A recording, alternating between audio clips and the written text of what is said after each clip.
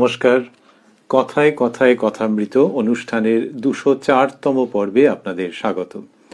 আপনারা এই অনুষ্ঠান দেখছেন প্রাণারাম ইউটিউব চ্যানেলে, যেখানে সপ্তাহে 6 দিন সোম থেকে শনিবার সম্প্রচারিত হয় কথায় কথায় কথামৃত, আর রবিবার থাকে শ্রীরামকৃষ্ণের একজন পার্ষদের পুণ্য জীবন প্রসঙ্গ। সবগুলি অনুষ্ঠানই শুরু হয় রাত্রি 9টার সময়। শ্রীরামকৃষ্ণ কথামৃততে আজকে আমরা প্রবেশ করব নতুন একটি দিনে, প্রবেশ করব সেই শ্রী শ্রী রামকৃষ্ণ কথামৃতে, যার সূচনায় কথামৃতকার শ্রীযুক্ত মহেন্দ্রনাথ গুপ্ত বা শ্রীম বা মাস্টার মহাশয় উদ্ধৃত করছেন, তব কথামৃতং তপ্ত জীবনং কবিভিরীহৃতং কলমশাপহং শ্রবণমঙ্গলং শ্রীমদাততং ভুবি গৃণন্তি ये ভূরিদা জনাঃ।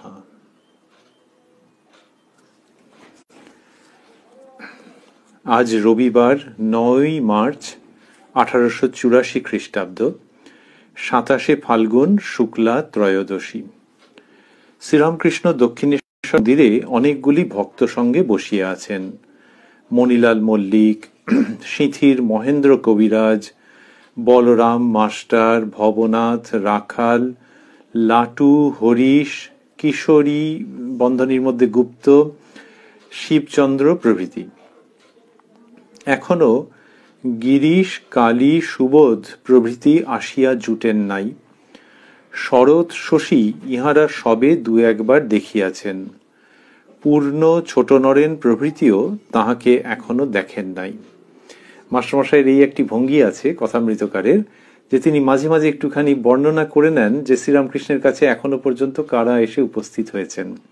তো এটি 9 মার্চ 1884 প্রসঙ্গ তিনি বিবৃত করেছেন, এবং সেখানে ঘরের মধ্যে কারা রয়েছেন, দিনটি রবিবার লিখেছেন তিনি, আর ঘরের মধ্যে কারা রয়েছেন সেটি বলতে বলতে তারপরে ওইখানে বললেন যে মণিলাল মল্লিক, সিঁথির মহেন্দ্র কবিরাজ, বলরাম মাস্টার, ভবনাথ, রাখাল, লাটু, হরিশ প্রভৃতি এদের নাম করলেন, করে তারপর বলছেন এখনো গিরিশ, কালী, সুবোধ প্রভৃতি আসিয়া জুটেন নাই। তাহলে আগে যাদের নাম করেছেন তাদের মধ্যে রাখাল হচ্ছেন পরবর্তীকালে স্বামী ব্রহ্মানন্দজি, লাটু হচ্ছেন স্বামী অদ্ভুতানন্দজি, এরা রয়েছেন। আর বললেন যে গিরিশ অর্থাৎ গিরিশবাবু এখনো আসেননি, প্রভৃতি আসিয়া জুটেন নাই। এই তখনকার কি সুন্দর ভাষায় বলছেন।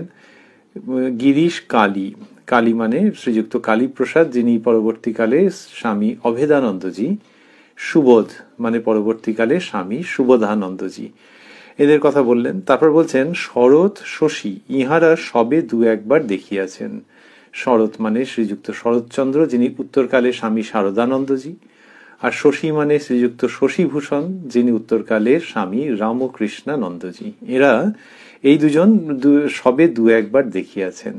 তাহলে মাস্টারমশাই যখন লিখছেন তখন এটি যেন স্মরণ করছেন যে ঠাকুরের এই সব অন্তরঙ্গ যারা, তারা ওই সময় কারা কারা যেন এসছেন, কারা দর্শন করেছেন, কারা এখনো করেননি, সেরকম মাঝে একটুখানি স্টক টেকিং এর মতো করে স্মরণ করছেন। কিন্তু বিশেষত্ব হচ্ছে যে এসব তো রচনা করেছেন অনেক পরে, শ্রীরামকৃষ্ণের অদর্শনের অনেক পরে, তখন তো সবাই এসে গেছেন বলাই বাহুল্য। কিন্তু ওই সময়কার যে মানসিকতা কতকটা যেন সেইটিকে নিয়ে এটা লেখা, যে এরা এরা এসেছেন, ওরা ওরা এখনো আসেননি, এইরকম। এটি একটি।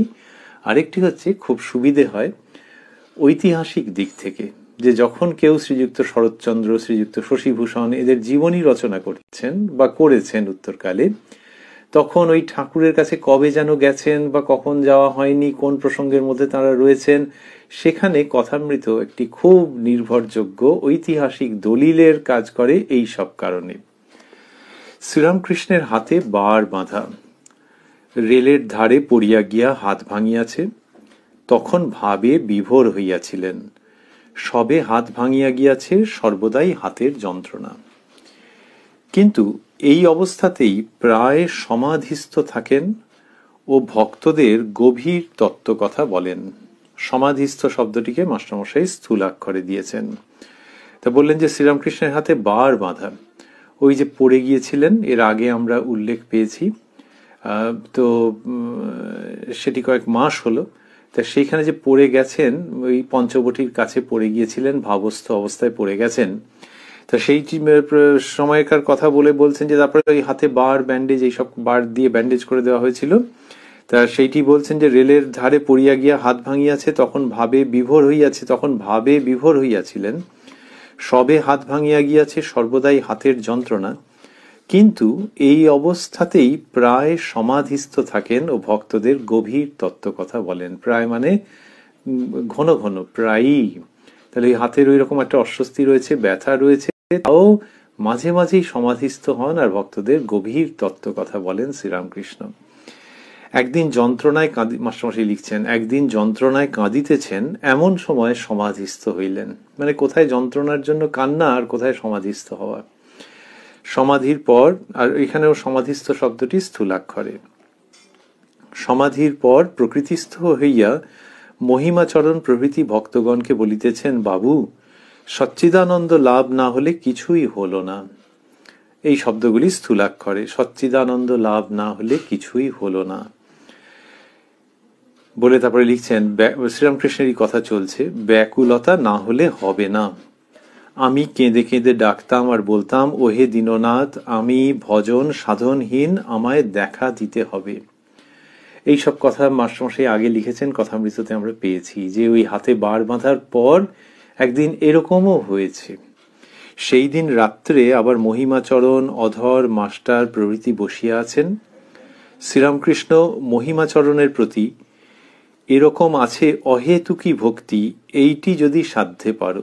অহেতুকী ভক্তি শব্দ দুটি স্থূলাক্ষরে। এগুলো সবই মাস্টারমশাই স্মরণ করছেন যে এই ইন দ্য রিসেন্ট পাস্ট এরকম হয়েছে, যে হাতে বারটার বাঁধা রয়েছে, এরকম কষ্ট রয়েছে, তার মধ্যে এই সব ঘটনা ঘটেছে। যন্ত্রণার মধ্যে সমাধিস্থ হয়েছেন, মহিমাচরণ প্রভৃতি ভক্তদের বলেছেন সচ্চিদানন্দ লাভ না হলে কিছুই হলো না। আর মহিমাচরণ বাবুকে বলেছেন যে এরকম আছে অহেতুকী ভক্তি, এইটি যদি সাধ্যে পারো। যে অহেতুকী ভক্তি একটা আছে, আচ্ছা তুমি যদি এটা করতে পারো, তাহলে এনার কি হাতের অস্বস্তি, হাতের ব্যথা বেদনা, এগুলো কে বলবে। আবার অধরকে বলিতেছেন, এই হাতটাতে একটু হাত বুলিয়ে দিতে পারো। এইরকম সব ঘটনা ঘটেছে। তার মানে মাস্টারমশাই দেখাচ্ছেন যে ওই যে দেহের প্রতি যেন একটা মনোযোগ রয়েছে, আবার ওইরকম দেহাতীত অপূর্ব ইন্দ্রিয় গ্রাহ্য জগতের অতীত রাজত্বের সংবাদ শ্রীরামকৃষ্ণ বিতরণ করছেন, সংবাদ এনে দিচ্ছেন। তাহলে দেহের মধ্যেও রয়েছেন, আবার দেহকে ছাড়িয়ে কোন উচ্চ লোকের সংবাদ এনে দিচ্ছেন।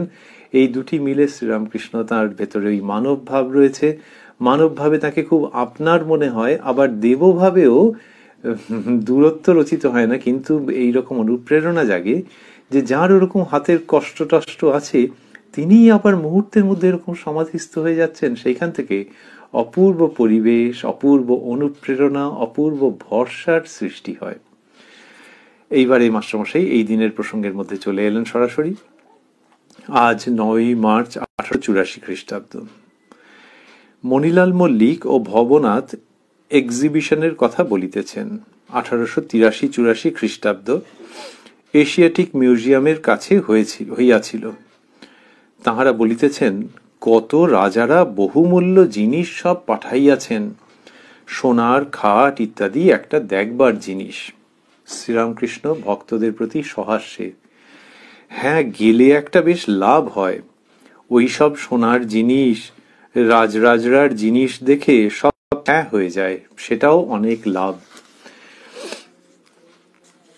শ্রীরামকৃষ্ণ বলছেন যে ওইগুলো দেখলে ওগুলো ছ্যা হয়ে যায়, সেটা অনেক লাভ। ছ্যা হয়ে যায় মানে ওগুলি কিছুই নয় এরকম বোধ হয়। তো ওগুলো যে কিছুই নয় এরকম বোধ হয়, ওগুলোকে দেখলে কেন?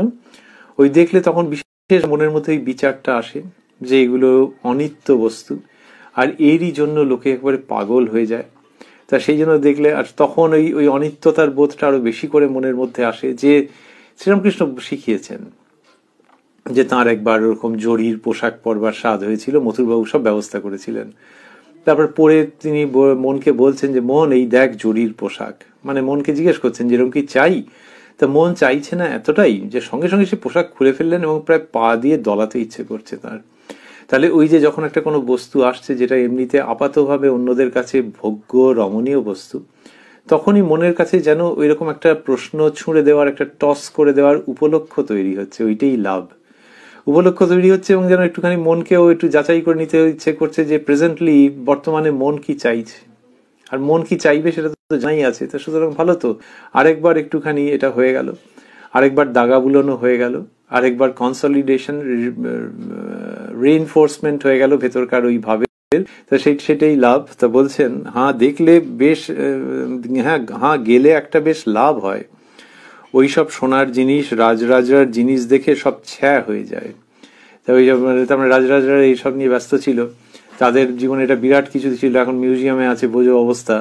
তো সেই রাজরাজরা এগুলোকে বুকে করে নিয়ে বাঁচতেও পারেনি। তাদের প্রতি, সকলের প্রতি শ্রীরামকৃষ্ণের সহানুভূতির ভাব, কিন্তু ওই আর কি যে জগতের অনিত্যতা ওটা আরেকবার নতুন করে মনে হতো, ওইটাই নিট লাভ। এখনকার দিনের ভাষায় আমরা যেরকম বলি, শ্রীরামকৃষ্ণ বলছেন যে সেটাও অনেক লাভ। এই যে সেটাও অনেক লাভ, এটা ওই মানুষের ভাবের দিক থেকে, মানুষের সাধনার দিক থেকে। শ্রীরামকৃষ্ণকে ভগবান অবতার ভাবলে তিনি তো নিত্যই ওই ভাবে প্রতিষ্ঠিত। এই তো মাস্টারমশাই লিখেছেন যে ওই হাতের ওই রকম বার ব্যান্ডেজ রয়েছে, কিন্তু এই অবস্থাতেই প্রায় সমাধিস্থ থাকেন ও ভক্তদের গভীর তত্ত্ব কথা বলেন। তো তার কি আবার এই বৈরাগ্য, অনিত্যতা এগুলো মাঝে মাঝে ঝালিয়ে নেওয়া দরকার? কিন্তু এটা মানুষের ভাবে বলা যে অ্যাজ আ ম্যান, একজন সাধক হিসেবে, একজন মানুষ হিসেবে, একজন সাধক হিসেবে, যে হ্যাঁ ওখানে গেলে এইটা বেশ হতো, মনের মধ্যে ওটা উঠতো এবং তখন এগুলো ঝালিয়ে নেওয়া যেত, এইটাই লাভ হতো। তাহলে এই সংসারের মধ্যে যে এই যে সব নানান রকমের জিনিস রয়েছে, তার মধ্যে থেকেই নিত্য অনিত্য বস্তু বিচার, শ্রীরামকৃষ্ণ বলতেন নিত্যানিত্য বস্তু বিচার এটা করতে হয়। তা ওরকম জায়গায় গেলে এই মনের মধ্যে এইসব বিচার উঠতো, সেটাও অনেক লাভ, এরকম শ্রীরামকৃষ্ণ বললেন। এটি মানুষের জন্য শিক্ষার থেকে যাচ্ছে যে ওগুলোকে দেখলেও ওগুলোকে বিচার করে মন থেকে ত্যাগ করবার প্রবণতা নতুন করে আসতে পারে, এবং এইটা যতবার হবে ততবার মনের মধ্যে ওই সত্যটা অঙ্কিত হয়ে যাবে। কেন বারবার করে এরকম করার দরকার করছে? তার কারণ জন্ম জন্মান্তরের সংস্কার মানুষের মনে ওইরকম একটা অবস্থা তৈরি করে যে এগুলোই সত্য, এগুলোই রমণীয়, এগুলোই গ্রহণযোগ্য। তো এই যে ভাবটা জন্ম জন্মান্তর ধরে সৃষ্টি হয়ে আছে, সেটাকে অপনীত করতে গেলে, সেটাকে আন্ডু করতে গেলে, তারপর বারবার তো ওটা দাগা বুলোতে হবে। ধরা যাক যে ইরেজার আছে, পেন্সিলের দাগ আছে, তাহলে পেন্সিলের দাগ যদি হালকা দাগ হয় একবার রাবার ঘষে দিলেই উঠে গেল, কিন্তু যদি খুব মোটা দাগ হয় তাহলে বেশ কয়েকবারের চেষ্টায় দাগটা একেবারে উঠে গেল, তখন আর সে দাগ খুঁজে পাওয়া যাচ্ছে না। তো জন্ম জন্মান্তরের যে দাগ, যে সংস্কার, যে প্রবণতা, সেটাকে একেবারে উঠিয়ে দিতে গেলে তাহলে ওঠানোর কি দরকার? ওই পেন্সিলের একটা বিদঘুটে কাগের ট্যাং যেমন ছিল সেই রকমই, তাই এটাকে সেই জন্যই উঠিয়ে দেওয়া দরকার, যে এটা সত্যি নয়। তা সেই জন্য এটা উঠিয়ে দিতে গেলে প্রযত্ন করতে হয়, যতবার তুমি করবে তো আরো ঠিকঠাক হবে ওইটাকে আন্ডু করা বা ওটাকে উঠিয়ে দেওয়া। শ্রীরামকৃষ্ণ মিউজিয়ামের প্রসঙ্গে বলছেন যে গেলে এই লাভ হতো। তারপর বলছেন নিজের ভাগ্নের কথা। হৃদে কলকাতায় যখন আমি আসতাম, লাট সাহেবের বাড়ি আমাকে দেখাতো। মামা ওই দেখো লাট সাহেবের বাড়ি, বড় বড় থাম। মা দেখিয়ে দিলেন কতগুলি মাটির ইট উঁচু করে সাজানো। তা বলছেন যে এরকম তার হয়েছে, এবং মা দেখিয়ে দিলেন যে কতগুলি মাটির ইট উঁচু করে সাজানো। তা হৃদয়রাম যেটা বলছেন সেটা বোঝাই যায়। শুধু হৃদয়রাম কেন, কত লোকই বলবে, এমনিতে এখনকার দিনেও বলে এই হচ্ছে এইটা গভর্নমেন্টের, এটা ওইটা রাজভবন, এটা এই ওটা ওই। তো মানুষের তো এরকম দেখিয়েই থাকে। আর কলকাতায় যখন যাচ্ছেন তখন ওই রকম হচ্ছে। কলকাতায় যখন আমি আসতাম লাট সাহেবের বাড়ি আমাকে দেখাতো, এরকম বলছেন যে তখন ওই রকম গভর্নরের হাউস দেখিয়েছেন, লাট সাহেবের বাড়ি দেখিয়েছেন। আর হৃদয়রামের পক্ষে ওইটাকে একটা সাংঘাতিক ব্যাপার, দারুণ আকর্ষণীয়। ওই দেখো লাট সাহেবের বাড়ি, বড় বড় থাম। বলছেন মা দেখিয়ে দিলেন কি যে কতগুলি মাটির ইট উঁচু করে সাজানো। মাটির ইট উঁচু করে সাজানো, আচ্ছা এটা কিন্তু ঘটনা হচ্ছে যে সেটাও যেমন সত্যি, তেমনি দেখাচ্ছে তো লাক্সুরিয়াস, সেটাও তো সত্যি। তাহলে কোনটা বেশি সত্যি? এখন উত্তর হলো যে ওই যে যদি লাক্সুরিয়াস দেখাচ্ছে, ওখান থেকে অনেক সময় মনে হয় যে এটা চিরকাল থাকবে। কিন্তু আজকে যদি 2020 শেষের দিকে দাঁড়িয়ে আমরা ভাবি যে সেই লাট সাহেবের বাড়ি যেন কোনটা, সব লাট খেয়ে যাবে। তো লাটকে খেয়ে গেছে অ্যাকচুয়ালি। তো মহাকাল সে কিছু আর রাখে না, পরিবর্তিত হয়ে যায়। সেই জন্যে ওইটাকে দেখে যদি কারোর মনের মধ্যে হয় যে আরে বাস দারুণ, তার সঙ্গে সঙ্গে যদি হয় যে এটাই চিরকাল থাকবে, এই ধরনের আসতে পারে, 1 নম্বর। 2 নম্বর হচ্ছে আসক্তি তৈরি হয় অনেক সময়, যে এরকম একখানা যদি এর কাছাকাছিও যদি একখানা থাকার জায়গা হতো, তা সেরকম কাছাকাছি কেন, ওই রকমই যদি কেউ গ্রান্ট করে দেয় তাহলেই কি জীবনের সমস্ত সুখ এসে যাবে? তারপর মনে হবে যে কিছুদিন বাদে এরকম যে আর একটা থাকতো একটুখানি, সেটাও কাজে লাগতো। এই অফুরন্ত কামনা বাসনা, সুতরাং ওটা আছে আছে, কিন্তু ওটা আফটারঅল কি, মা দেখিয়ে দিলেন কতকগুলি মাটির ইঁট উঁচু করে সাজানো, এরকম শ্রীরামকৃষ্ণ বলছেন। আর এর মধ্যে একটা বিশেষভাবে থেকে যাচ্ছে যে এই যে একটু আগেও বলেছেন যে এক্সিবিশনে গেলে ওইরকম লাভ হতো যে সব ছায়া হয়ে যেত। এই যে ছায়া হয়ে যাওয়া, অর্থাৎ এই জগৎ সংসারের যে সৃষ্ট বস্তু, আপাত রমণীয় বস্তু, সেগুলি তুচ্ছ হয়ে যাওয়া, এইখানে শ্রীরামকৃষ্ণ খুব সাবধানী। সাবধানী মানে সেটা যে জোর করে তা নয়, কিন্তু ওনার কথার মধ্যে দিয়েই সেই সাবধানতা, সেই সচেতনতা ধ্বনিত হয়েছে বারে বারে। সেটি কিরকম? সেটি হচ্ছে যে ওই যে বস্তুগুলি, সেগুলিকে যে মনে হচ্ছে গৌণ, আমরা বলি যে তুচ্ছ মনে হচ্ছে, কিন্তু তুচ্ছ তাচ্ছিল্য করছেন না। এই যে ছায়া হয়ে যেত, তার মানে নিজের দিক থেকে যে কারো মনে হয় যে ওটা রমণীয়, দারুণ দারুণ ব্যাপার, সমস্ত খাট টাট আরো কত কি সব, আর তখন নিজের কাছে যেন ভাবটি হচ্ছে যে আগে এইসব ভাবতাম, এখন ছায়া ছায়া, এখন আর ওইসবের থেকে অনেক দূরে। কিন্তু ওই যে খাট টাট যেগুলি রয়েছে, সেগুলোকে কি খুব তাচ্ছিল্য করা হচ্ছে এর দ্বারা, যেগুলোকে ফেলে দাও, পুড়িয়ে দাও? না। কেন? ওনার সমস্তটাই হচ্ছে ভগবানের সৃষ্টি, তাঁরই শক্তির অন্তর্গত। যা কিছু ঈশ্বরের দিকে নিয়ে যায়, যা কিছু ঈশ্বর থেকে বিমুখ করে, সেই সমস্তই তাঁরই সৃষ্টির মধ্যে, তাঁরই নিজস্ব সৃষ্টি। যেগুলি বিমুখ করে, নাহলে সেগুলো কে সৃষ্টি করেছে? তো সেই জন্যে নিজের দিক থেকে সতর্ক থাকা, মনের দিক থেকে সরিয়ে রাখা, সংস্কারকে আন্ডু করা, এই সমস্ত যেমন সত্য, তেমনি ওইগুলির প্রতি যেন কোনো রকমের তাচ্ছিল্যের ভাব না জন্ম নেয়, সেটির ব্যাপারে শ্রীরামকৃষ্ণ খুব সচেতন। তাঁর সত্তার মধ্যে সেটি সমার্থক রূপে অবস্থান করছে, যে বৈরাগ্য কিন্তু তাচ্ছিল্যের ভাব নয়, সেই জায়গাটি বিশেষভাবে প্রকাশিত হচ্ছে যখন তিনি বলছেন মা দেখিয়ে দিলেন। This is the golden line in the whole utterance of renunciation. যে মা দেখিয়ে দিলেন, এই সোনালী রেখাটি থেকে যাচ্ছে পুরো বৈরাগ্যের চিত্রের চারধারে, যে এই যে ভাব, এটা মাই করে দিচ্ছেন। তাহলে মা, শ্রীরামকৃষ্ণ বলছেন তিনি আদ্যাশক্তি, তার ভিতরে বিদ্যা শক্তি আছেন, অবিদ্যা শক্তি আছেন। অবিদ্যা শক্তির কথায় প্রার্থনা করতে হয় যে অবিদ্যা শক্তিকে যেন তিনি প্রত্যাহার করে নেন, তিনি যেন সম্বরণ করেন, তার বিদ্যা মায়ার সহায় যাতে এই সংসার সমুদ্র উত্তীর্ণ হতে পারি। তো সেই যে অবিদ্যা মায়ার জন্য ওরকম প্রার্থনা করতে হয় যে সেখানে যেন আমি মুগ্ধ না হয়ে যাই ওই অবিদ্যা মায়ার দ্বারা। সেই জন্যে মায়ের সঙ্গে এই সমস্ত ব্যাপার, যে মা ওই যে বৈরাগের ভাব, সেটা মা এনে দিচ্ছেন। তার মানে কত নিশ্চিন্ত, কত সুরক্ষিত, কত সত্য এই উপলব্ধি মা দেখিয়ে দিলেন। এইটি শ্রীরামকৃষ্ণ জোর করে এটা বলছেন না, কিন্তু তার জীবন সঙ্গীত এইখানেতে ধ্বনিত হচ্ছে। মা দেখিয়ে দিলেন কতকগুলি মাটির ইঁট উঁচু করে সাজানো। তাহলে লোকে যে নিত্যানিত্য বস্তু বিচার করবে, যে কোনটি নিত্য কোনটি অনিত্য, শ্রীরামকৃষ্ণ দেখাচ্ছেন যে সেটা করো ইষ্টকে এক হাতে ধরে রেখে, তাকে সাক্ষী রেখে, যে নিজের ইচ্ছে যুদ্ধ করে মানসিক ঔৎকর্ষের দ্বারা জগৎ সংসারের অনিত্যতা বুঝে গিয়ে সে ছুঁড়ে ফেলে দিয়ে, ওই রকম নয়, ওই বীরত্ব নয়। একটা পুরুষকার লাগে অনিত্যের গর্তে না পড়বার জন্যে, কিন্তু অনিত্যের গর্তে, মোহ গর্তে যাতে বারবার পতিত না হও, তার জন্য যে প্রচেষ্টা, সেইখানে কিন্তু মায়ের শরণ নিতে হবে। অর্থাৎ সেই পুরুষকারও মায়ের দেওয়া, যে মা ওই অবিদ্যা রূপে আছেন, আবার বিদ্যা রূপেও আছেন। শ্রীরামকৃষ্ণ তো এইটিই দেখাচ্ছেন ঘুরে ফিরে।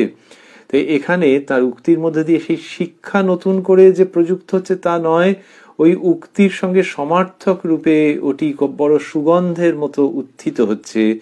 মা দেখিয়ে দিলেন কতকগুলি মাটির ইঁট উঁচু করে সাজানো, এইরকম বলছেন শ্রীরামকৃষ্ণ। আবার যদি ভাবি গভর্নরস হাউস, তো এইটা দেখতে তো ভালো ছিল মনে হয়, আর্কিটেকচারাল বিউটি ছিল, তা সেইগুলো তাহলে উনি কিছু কদর করছেন না, ওই মাটির ইট উঁচু করে সাজানো, তা নয়।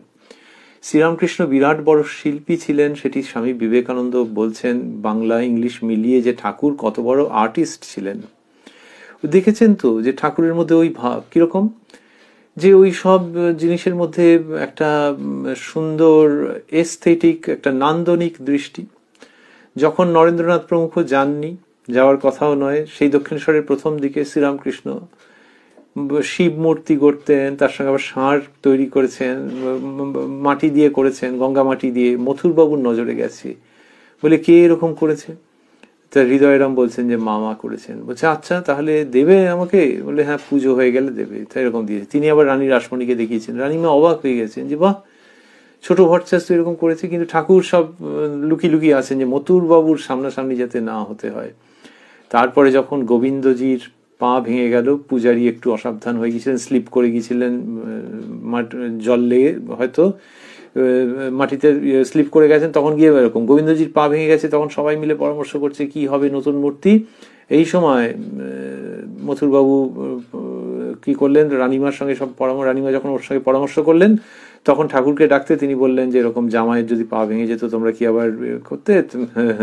তাই এইসব নতুন জামাই এরকম নানান রকম, তাকে গঙ্গায় ফেলে দিতে, তা জামাইয়ের পা ভাঙলে কি গঙ্গায় ফেলে দিতে, এসব বললে তিনি নিজে আবার গড়ে দিলেন। এবং এত সুন্দরভাবে গড়েছিলেন যে নাকি এটি লিখিত আছে যে কোথায় ক্র্যাক করে গিয়েছিল সে ধরতেই পারা যেত না। তাহলে তার মধ্যে ওই নান্দনিক বোধ আছে। তো নান্দনিক বোধ যদি থাকে, তাহলে লাট সাহেবের বাড়ি দেখে ওটা কি করে হলো যে কতগুলি মাটির ইট উঁচু করে সাজানো, যেন সমস্ত নান্দনিকতাকে নিমেষের মধ্যে সরিয়ে ফেলে ওই রকম একটা maybe true but a very hard and harsh reality, সেইটার কথা বলছেন।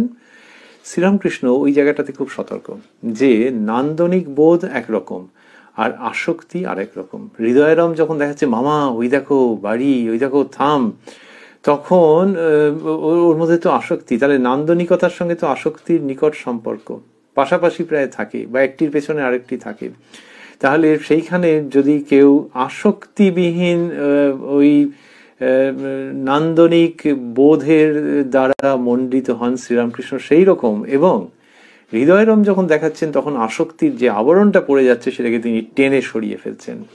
এইটা একটা সাংঘাতিক জায়গা, এটা একটা অপূর্ব জায়গা। এর সঙ্গে সৃষ্টির মিল আছে, যে যিনি পেইন্টিং করছেন, যিনি আঁকছেন, তিনি ওই বিষয়বস্তুর সঙ্গে কিন্তু পুরোপুরি জড়িত হয়ে যাচ্ছেন না। ওই বিষয়বস্তু দেখে লোকের মনে নানান রকমের প্রতিক্রিয়া হচ্ছে, কিন্তু তিনি ওই রকম হচ্ছেন না। একটা কিছু দেখে কারোর মধ্যে হয়তো প্রচন্ড রকমের রাগ হয়ে গেল কোন একটি পেইন্টিং দেখে, তো পেইন্টার কিন্তু রেগে যাননি, তাহলে তো একবারে তুলি কলম ছুঁড়ে ফেলে দিতেন। তিনি ওটাকে নির্মোহভাবে ওটাকে ফোটাচ্ছেন। বা আরেকটা কিছু দেখে কারোর মধ্যে প্রকৃতি প্রেম জাগ্রত হচ্ছে, তা পেইন্টারের মধ্যে প্রকৃতি প্রেম রয়েছে, কিন্তু সেইটির জন্য উনি ওই যখন তুলিতে ফোটাচ্ছেন তখন একটা দূরত্ব থাকছে মনের মধ্যে, দূরত্ব থেকে ওই প্রকৃতি প্রেম সেইটাকে তিনি চিত্রিত করছেন।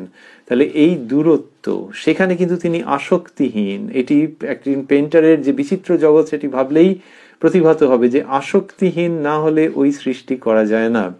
শ্রীরামকৃষ্ণ যেটি করছেন সেটি হচ্ছে আসক্তিবিহীন নান্দনতার প্রকাশ রাখছেন, সেইখানে তিনি সবচেয়ে উচ্চাঙ্গের আর্টিস্ট। আর হৃদয়রাম যখন ওরকম বলে দিয়েছে তখন এই আসক্তির প্রসঙ্গটা আসছে। আবারও ভাবছি যে তার ক্ষেত্রে আবার আসক্তি এটা কি করে হচ্ছে।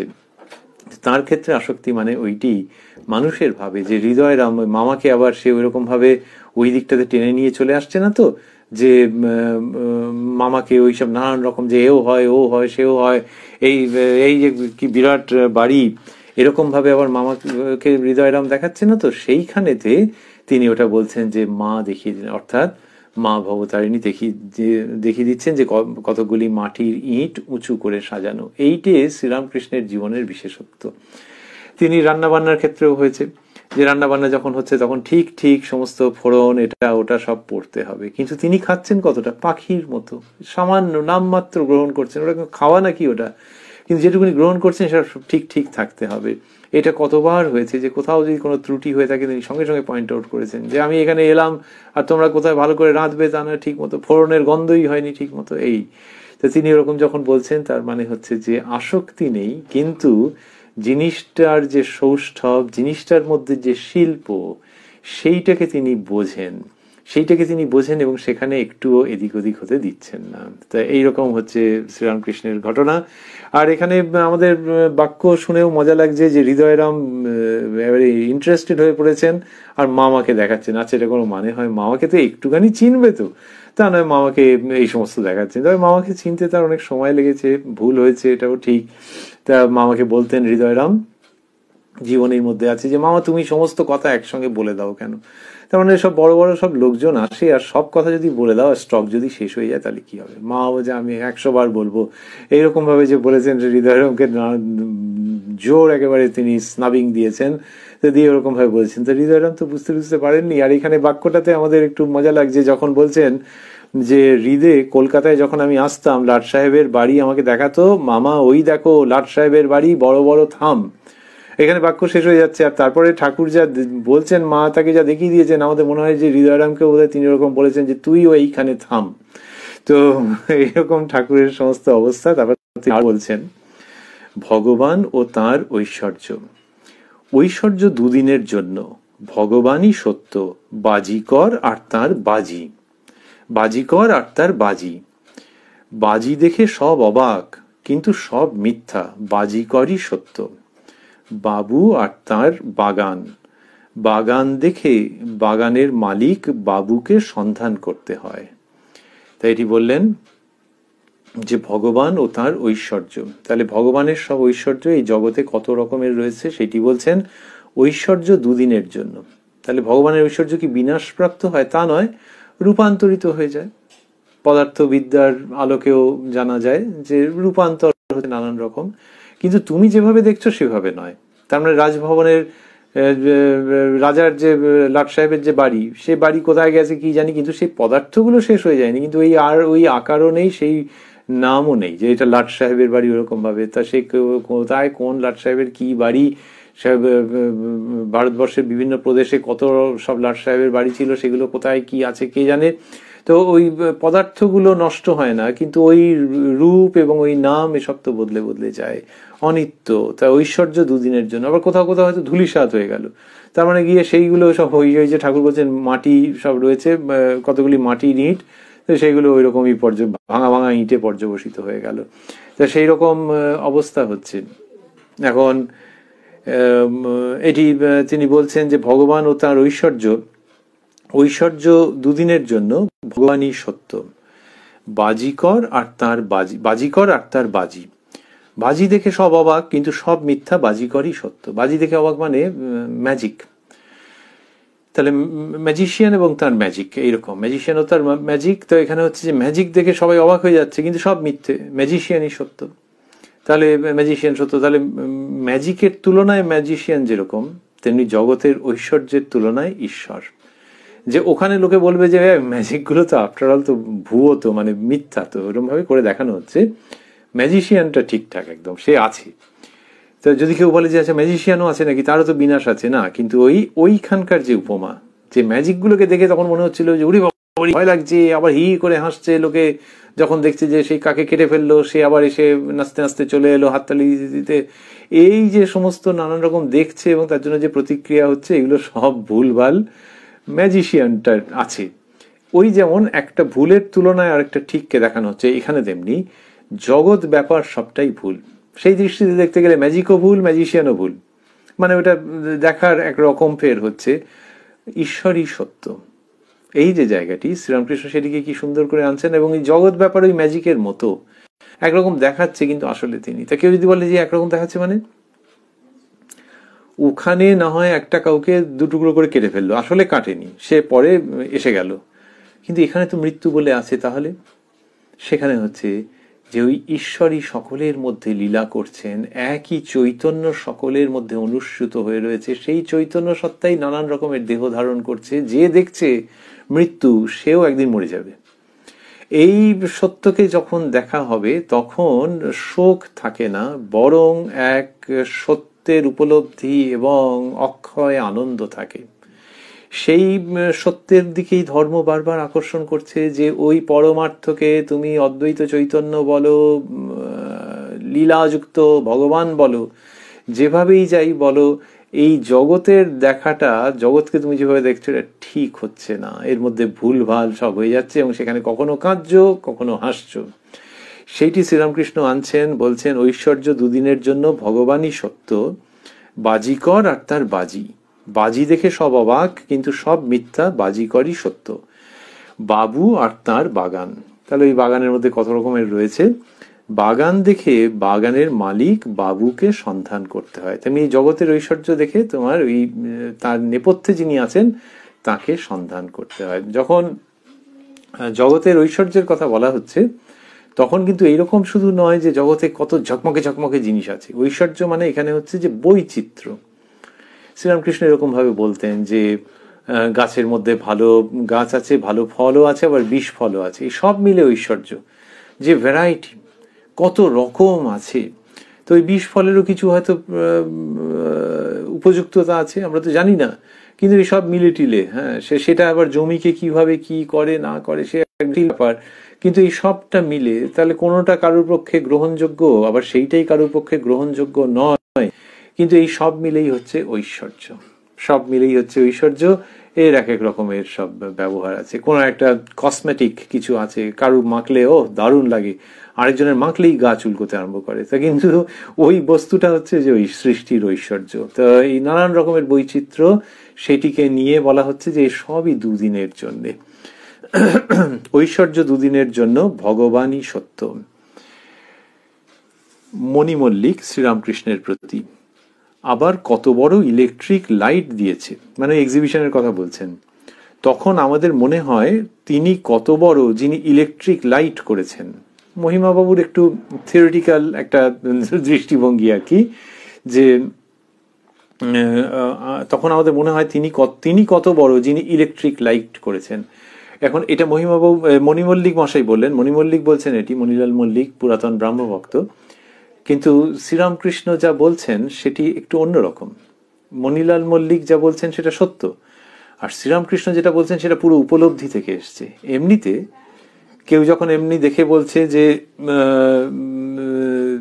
ভগবান এর মধ্যে আছেন, ভগবান আছেন ওর মধ্যে, ভগবানের সৃষ্টি দেখলে বুঝতে পারা যায়, তখন শ্রীরামকৃষ্ণ সেটিকে অনুমোদন করেছেন যে হ্যাঁ এটা দেখে বোঝা যায়, কিন্তু তার বক্তব্যটা একটুখানি অন্যরকম জায়গায় আছে, আমরা সেটার মধ্যে আসছি।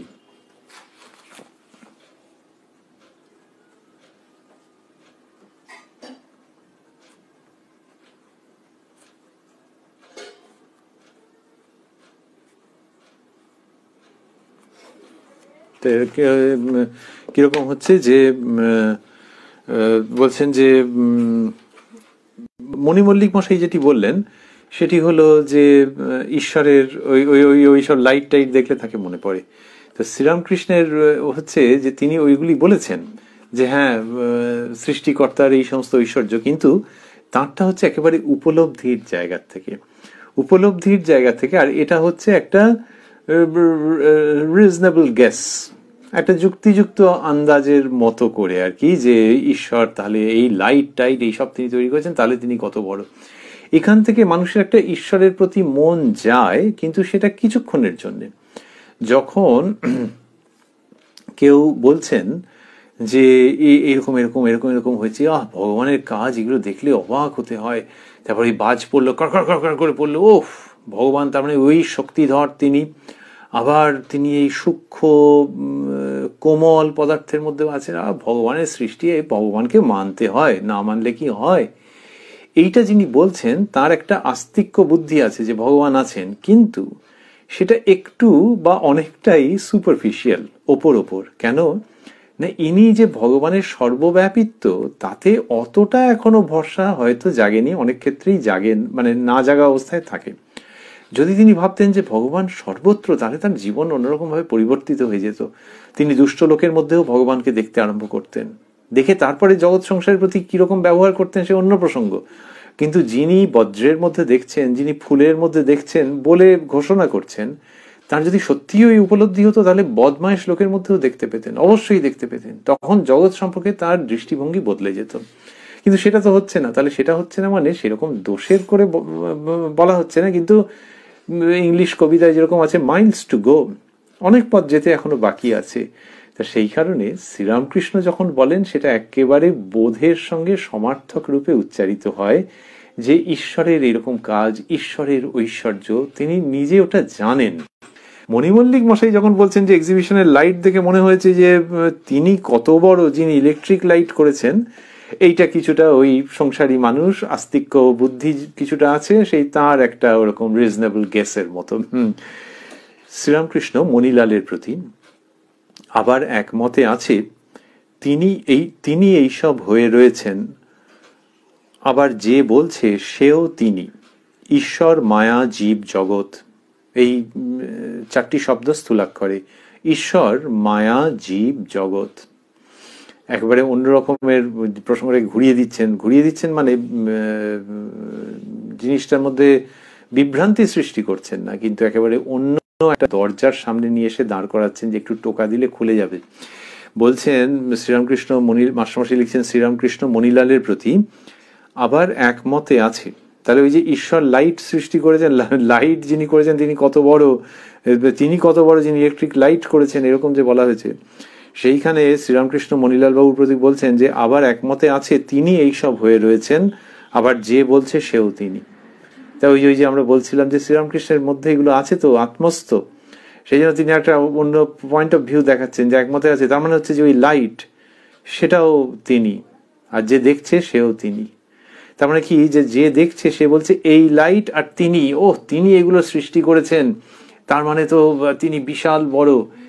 এইবারে যদি বলা হয় যে সেই তিনি, ওই লাইট কি তুমি বলছো তার মধ্যেও আছেন, আর তুমি যে বলছো তিনি, আরে বাবা ওইরকম বিযুক্ত নন, সেই তিনি তোমার মধ্যেও আছেন। Come on, now think of the reality in your own new way. এই যে শ্রীরামকৃষ্ণ বলছেন, এইটি হচ্ছে ওই যে কেউ যেন একটু অ্যামেচারিশ জায়গা থেকে যদি বলে, একটু শৌখিন জায়গা থেকে বলে যে ঈশ্বর এরকম এরকম এরকম এরকম, সেইখানটাতে ধরে নাড়া দিচ্ছেন আর কি, যে ওই রকমই যে বন্ধু এখনো অনেক পথ যেতে বাকি। যতটা মনে হয়েছে সেটা ঠিক আছে, কিন্তু দুটো জিনিস, একটা হচ্ছে যে যেন অনেক পথ যেতে বাকি, আর যেটা মনে হয়েছে ওটাকে ওরকম শৌখিন জায়গায় রেখো না, ওটাকে আরো এক্সপ্লোর করো, ওটাকে জীবন সাধনায় পরিণত করো।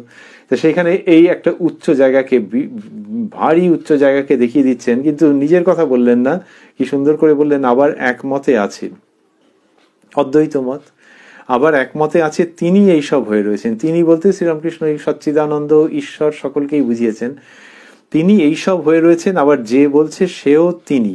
ঈশ্বর, মায়া, জীব, জগৎ, এই সচ্চিদানন্দ বা ঈশ্বর তিনি, মায়া, জীব, জগৎ, তার মানে এই জীব জগৎ তিনি মায়া।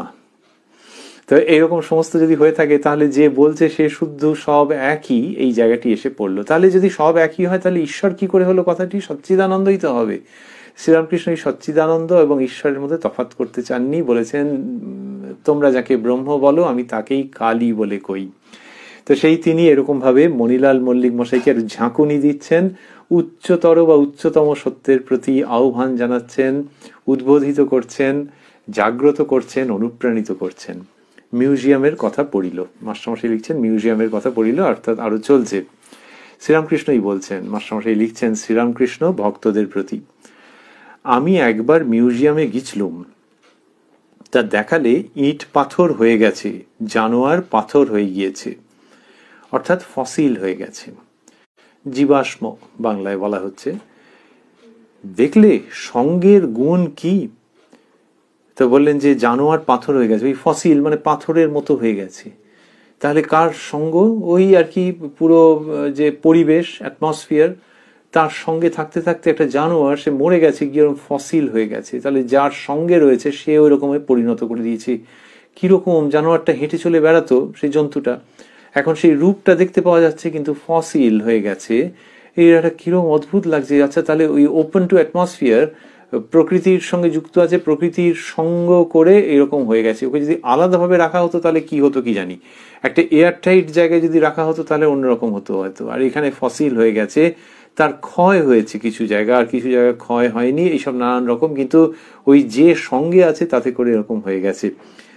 বলছেন আমি একবার মিউজিয়ামে গেছিলাম, তা দেখালে ইট পাথর হয়ে গেছে, জানোয়ার পাথর হয়ে গিয়েছে, দেখলে সঙ্গের গুণ কি? তেমনি সর্বদা সাধু সঙ্গ করলে তাই হয়ে যায়।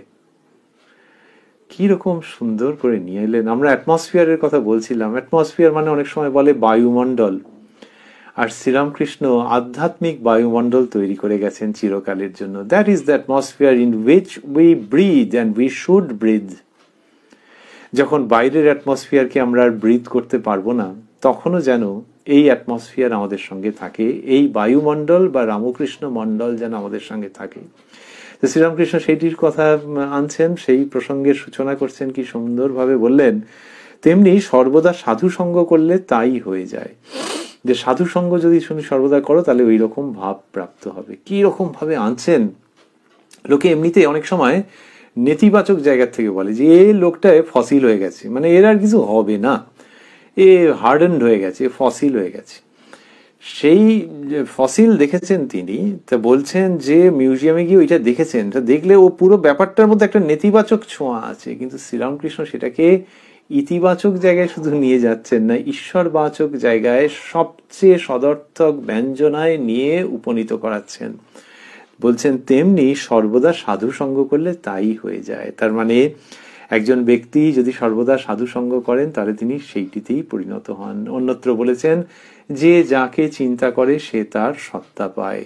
তো এখানে ওই মিউজিয়ামের কথা মণিমল্লিক মশাই তুলেছিলেন, আর শ্রীরামকৃষ্ণ সেটাকে কি সুন্দর করে নিয়ে আসছেন, যে মিউজিয়ামে ওইসব খাট ফাট দেখলে আমার একেবারে ওখান থেকে ওই রকম অনুভূতি হতো। সেটা আগে বলেছেন, আমরা অনুষ্ঠানের প্রথম দিকে তার মধ্যে ছিলাম, আর এখন বলছেন যে ফসিল দেখে তার কি অনুভূতি হয়েছে সেটা বলছেন, এবং বলতে বলতে বললেন তেমনি সর্বদা সাধু সঙ্গ করলে তাই হয়ে যায়, তাই হয়ে যায়। এটা ভারী চমৎকার যে সাধু সঙ্গের দ্বারা ওই রকম হয়ে যায়, ওই রকম হয়ে যায় মানে ওই গুণ ওই ধর্ম প্রাপ্ত হয়।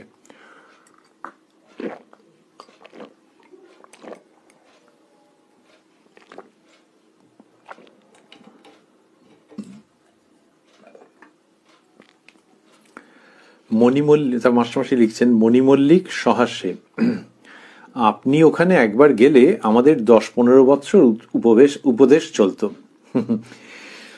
শ্রীরামকৃষ্ণ সহাস্যে কি উপমার জন্য? তা মণিমল্লিক মশাই বলছেন যে আপনি ওখানে একবার গেলে আমাদের 10-15 বৎসর উপদেশ চলত। মানে অবাক হয়ে যাচ্ছেন তো, এই রকম ঘন ঘন বিদ্যুৎ চমকের মতো অসাধারণ সমস্ত আসছে উপমা, উদাহরণ, শিক্ষা ওই মিউজিয়ামকে কেন্দ্র করে। উনি একটা ওইসব খাট টাটের কথা বলেছিলেন যে বড় লোকের খাট ইত্যাদি, আর সেখান থেকে এই সমস্ত প্রসঙ্গ আসছে। তা মণিমল্লিক বলছেন আপনি ওখানে একবার গেলে আমাদের 10-15 বৎসর উপদেশ চলত। শ্রীরামকৃষ্ণ বলছেন সহাস্যে কি উপমার জন্য? তা এইটাতে এই যখন বলেছেন মণিমল্লিক মশাই, তখন একজন ওই ঘরের মধ্যে ছিলেন, তিনি একটু বিচলিত হয়েছেন যে আবার কোথায় যাওয়ার কথা বলছে, এক্সিবিশনে যাওয়ার কথা ইত্যাদি ইত্যাদি। এর আগেও আমরা দেখেছি একদিনকে যে এক্সিবিশনের প্রসঙ্গ হচ্ছিল, যে এক্সিবিশন দেখে এসে কি বলছেন।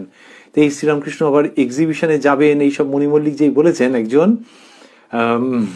ঠাকুরের ভক্ত কিন্তু অভিভাবকের মতো চিন্তিত হয়ে গেছেন যে আবার 5 জায়গায় নিয়ে যাবে নাকি। তিনি কে? মাস্টারমশাই লিখছেন বলরাম। বলরাম বাবু বলছেন, মাস্টারমশাই লিখছেন বলরাম, না এখানে ওখানে গেলে হাত সারবে না। এই আপনজন। মণিমল্লিক মশাইও ঠাকুরকে ভালোবাসেন, শ্রদ্ধা করেন। আর বলরাম বাবুর উক্তি কিরকম তিনি সব শুনছিলেন চুপচাপ। বলরাম বাবু খুব কম কথা বলেছেন, কথামৃততে প্রায় পাওয়াই যায় না, আর এইখানে আর চুপ করে বসে থাকতে পারেননি, বলেছেন। কথামৃততে কোথায় পাওয়া যায়? শ্রীরামকৃষ্ণ কিছু জিজ্ঞেস করছেন, তখন তিনি উত্তর দিচ্ছেন। শতপ্রণোদিত হয়ে বলরাম বাবু কথা বলছেন, এর ক জায়গায় আছে, কিন্তু এইখানে একদম দ্রুম করে বলে দিয়েছেন। এই অভিভাবক। শ্রীরামকৃষ্ণ বলছেন যে ঈশ্বরকে আপনার জন মনে হলে দুটি জিনিস হয়। যখন প্রেমা ভক্তি আসে, খুব উচ্চ ভাবের কথা বলেছেন, বৈষ্ণব ভাবের মধ্যে এগুলি আছে। বলরাম বাবু আবার বৈষ্ণব বাড়িরই লোক, বলেছেন অহংতা আর মমতা এই দুটি আসে। অহংতা যে আমি তাকে দেখব, মমতা যে তার জন্য আমি সবকিছু করতে প্রস্তুত আছি, মমত্ব আমার সঙ্গে তিনি অভিন্ন, তার জন্য আমি সবকিছু করতে রাজি আছি, আমার দেহ মন প্রাণ তার পায়ের তলায় দিয়ে দেবো তার জন্য। আর হ্যাঁ, আমার কথাই বলছি, আমি তাঁরই, তিনিও আমার উপরে নির্ভর করেন। এই রকম ভাব যে তিনি আমার উপর নির্ভর করেন। আমি কে? আমি তার অভিভাবক, আমি তাকে রক্ষা করি, আমি তাকে ভালোবাসি, আমি তাকে রক্ষা করি। এই ঈশ্বরের সঙ্গে আপনার বোধ হয়। শ্রীরামকৃষ্ণ শেখাচ্ছেন যে এই অহংকার মমতা যশোদা যেমন জানছেন যে আমি কৃষ্ণকে রক্ষা করি, আর যখন এরা বলছেন অন্যরা যে তিনি জগৎ পালক বলে ওইসব শুনতে চাই না। এই যে ভাবটি, এইটা ঈশ্বরের প্রতি হয় যখন খুব এগিয়ে যায়, যে আমি তাকে রক্ষা করি, তার গায়ে একটা আঘাত লাগতে দেবো না, তার কোনো অসুবিধে হতে দেবো না, তার প্রতি মমতা আর অহংতা, এই আমি, এতে কোনো দোষ নেই, এটা খুব উচ্চাঙ্গের আমি, খুব কপাল ভালো না থাকলে এই অবস্থা তৈরি হয় না, তো জীবকোটি সাধারণত হতেই চায় না, এরকম বলেছেন। তো সেইটারই একটা প্রকাশ যেন দেখতে পাচ্ছি। বলরাম বাবু শ্রীরামকৃষ্ণকে তো জানেন ভগবান বলে, অবতার বলে। শ্রীরামকৃষ্ণের মহিমা বলরাম বাবু কিভাবে জানতেন সে তো অতুলনীয়। তাহলে ঠাকুরের শরীর খারাপ হয়ে যাবে এরকম ভাবছেন কেন? ওই অহংতা মমতার জায়গা থেকে দুম করে এখানে বলে উঠলেন, না এখানে ওখানে গেলে হাত সারবে না।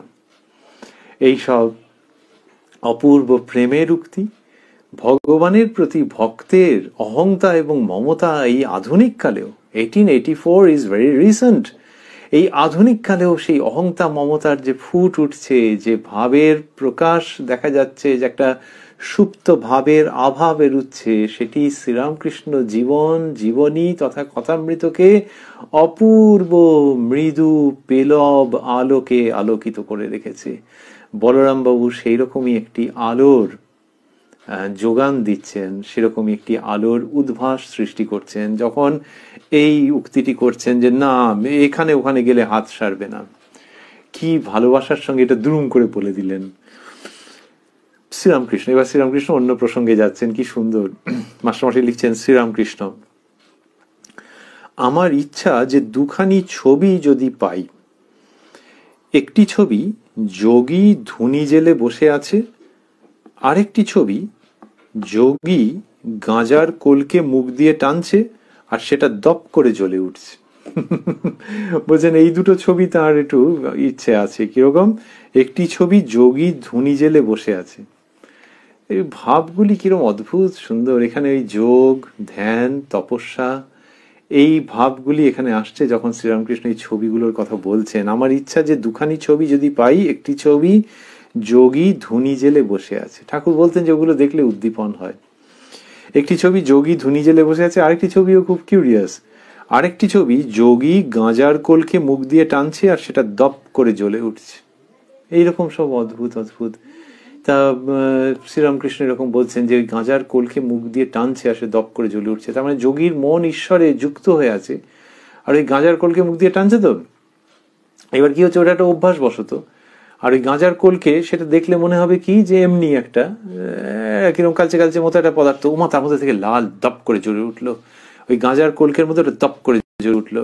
তা বলছেন যোগী গাঁজার কোলকে মুখ দিয়ে টানছে আর সেটা দপ করে জ্বলে উঠছে। যে দপ করে জ্বলে উঠছে মানুষের মধ্যে ঈশ্বরের প্রকাশ। তো শ্রীরামকৃষ্ণের বিভিন্ন ভাবে তো উদ্দীপন। তা এই ছবির মধ্যে যে ওটা দপ করে জ্বলে উঠেছে যেন সেই সময়কার একটা স্ন্যাপশট। তখন তো আর স্ন্যাপশটের প্রসঙ্গ নেই, কিন্তু কেউ যদি ওরকম ছবি এঁকে থাকে সেইটা তিনি বলছেন যে ওই রকম একটা ওই ছবি যদি, আমার ইচ্ছা যে দুখানি ছবি যদি পাই। তো শ্রীরামকৃষ্ণই বলেছেন যে মানুষের মধ্যে তিনি প্রকাশ, মানুষের মধ্যে নানান ভাবে তিনি প্রকাশ হন, এবং কত রকম তো বলেছেন যে মা দেখিয়ে দিলে যে এইরকম এরকম ভাবে রয়েছেন, মা বিভিন্ন জনের মধ্যে বিভিন্ন রকম ভাবে রয়েছেন। এই যে মানুষের মধ্যে তিনি দেখছেন, ভালো মানুষের মধ্যে তথাকথিত মন্দ মানুষের মধ্যে মাকে দেখছেন, জগন মাতৃকাকে দেখছেন, শ্রীকৃষ্ণকে বিভিন্ন রূপে দেখছেন। গড়ের মাঠে গেছেন, একটি ছেলে ত্রিভঙ্গ হয়ে দাঁড়িয়ে আছে, তাকে দেখে শ্রীকৃষ্ণের উদ্দীপন হয়ে গেছে শ্রীরামকৃষ্ণের। সে ছেলে কোথায় পড়ে রইল, আর শ্রীরামকৃষ্ণ শ্রীকৃষ্ণের জগতের সঙ্গে লীন হয়ে যেতে চাইছেন। তো ওই দপ করে জ্বলে ওঠা, এইটা যে মানুষের মধ্যে ওই রকম প্রকাশ, এইটাই শ্রীরামকৃষ্ণের খুব পছন্দ। বলছেন এরকম ছবি যদি পাই, এসব ছবিতে বেশ উদ্দীপন হয়, যেমন শোলার আতা দেখলে সত্যকার আতার উদ্দীপন হয়, তবে যোগের বিঘ্ন কামিনী কাঞ্চন। এই মন শুদ্ধ হলে যোগ হয়। বলেন যে তবে যোগের বিঘ্ন কামিনী কাঞ্চন, এই মন শুদ্ধ হলে যোগ হয়। মনের বাস কপালে, মাস্টারমশাই বন্ধনীর মধ্যে লিখেছেন আজ্ঞা চক্রে, কিন্তু দৃষ্টি লিঙ্গ গুহ্য নাভিতে অর্থাৎ কামিনী কাঞ্চনে। সাধন করলে ওই মনের ঊর্ধ্ব দৃষ্টি হয়। শ্রীরামকৃষ্ণ বলছেন কামিনী কাঞ্চনই হচ্ছে যোগের বিঘ্ন, এবং মন শুদ্ধ হলে যোগ হয়। মনের বাস কপালে অর্থাৎ আজ্ঞা চক্রে, মাস্টারমশাই পরিষ্কার করে বললেন বিভিন্ন যে চক্র আছে তার মধ্যে মনের বাস কপালে, মানে সেইখানটিতেই মনের থাকার কথা, বা মন সেইখানেই থাকে, কিন্তু দৃষ্টি, তার মানে মনোযোগ, দৃষ্টি কোথায়? দৃষ্টি লিঙ্গগুজ্জ নাভিতে, অর্থাৎ কামিনী কাঞ্চনে। সাধন করলে ওই মনের ঊর্ধ্ব দৃষ্টি হয়। শ্রীরামকৃষ্ণ এটি বলছেন। তা এইরকম বললেন, বলছেন কি সাধন করলে মনের ঊর্ধ্ব দৃষ্টি হয়? সর্বদা সাধু সঙ্গ করলে সব জানতে পারা যায়।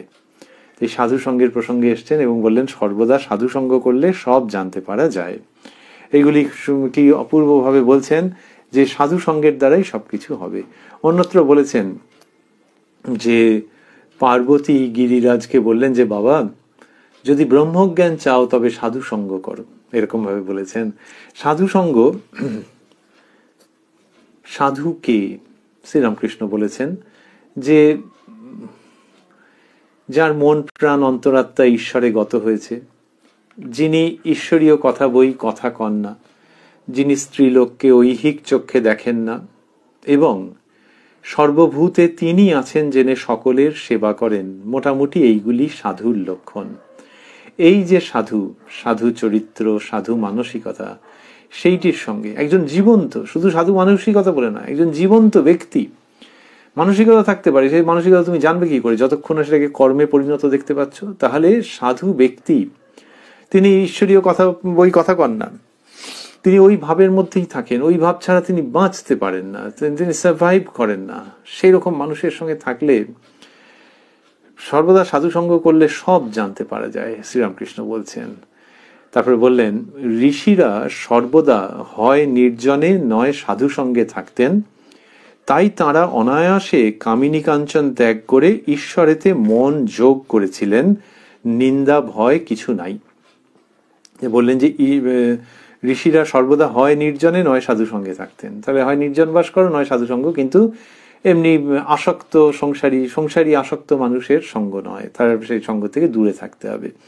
তাই তারা অনায়াসে কামিনী কাঞ্চন ত্যাগ করে ঈশ্বরেতে মন যোগ করেছিলেন, নিন্দা ভয় কিছু নাই।